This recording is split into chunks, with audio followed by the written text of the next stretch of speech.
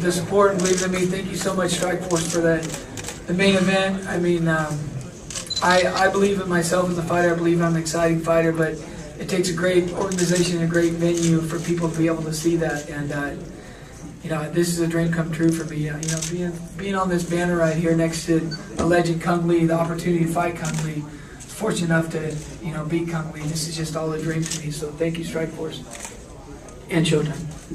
Scott, in the first round after you were put down, was there any fear in your mind that it might be stopped, or you know, or were you even thinking, I just got to get up? Yeah, absolutely. I got caught. I was more worried about the midsection. He caught me with one midsection shot, and that was the very first kick he threw. So I was real worried about keeping my elbows in. That was the strategy in the fight, was blocking the kicks with my elbows.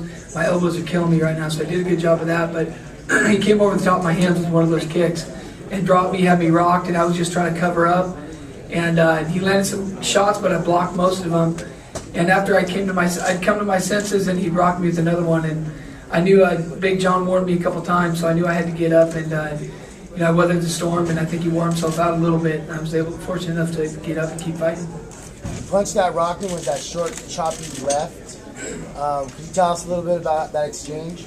Yeah, you know, I watched the replay, you know, just one time up on the big screen, but the whole plan is, you know, my left hook is my best punch. It's not my straight right that I've been knocking a lot of people out with. So the plan was to fake that right and throw the left hook, and I've been working on that a lot. It didn't look as pretty as it felt, but you know, I think I, you know, got him to bring his hands in when I faded the straight right and caught him with the left hook.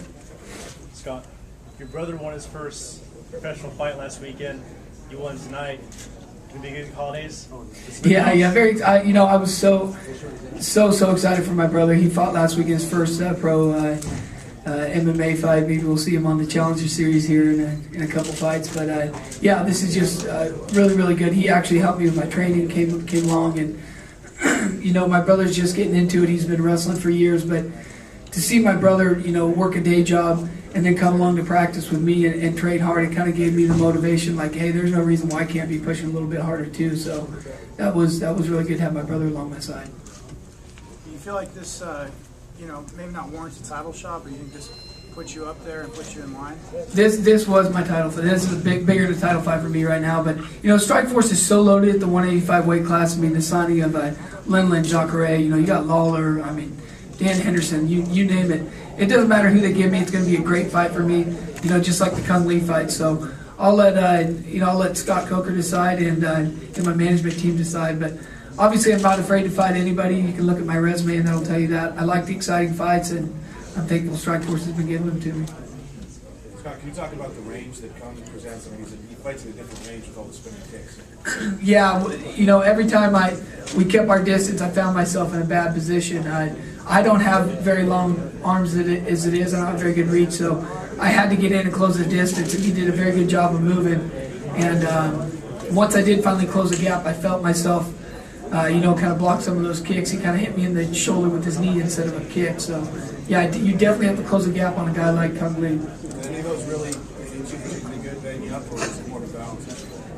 It was more of a balance issue. The ones that went to the midsection, I blocked them with my elbow. You know, the cage was able to keep me up, but it probably looked worse than what it was. But he definitely, I mean, you can look at my face, he landed some good shots. And between the second and third round, what were you feeling about that? Do you think you needed to finish him? I knew I needed to finish him to win. Yeah, definitely a sense of urgency. I felt him slowing down, but of course I was slowing down a little bit too. So I knew I had to go out there and finish it. And knowing that you've done in the past, that gave you confidence in what you do. Yeah, I think I definitely need to change my strategy a little bit. Maybe get beat up in the corner before I go in and fight. I need to get beat up and get mad and have a sense of urgency to do good. You know, can't remember the last time I won a first round in a fight.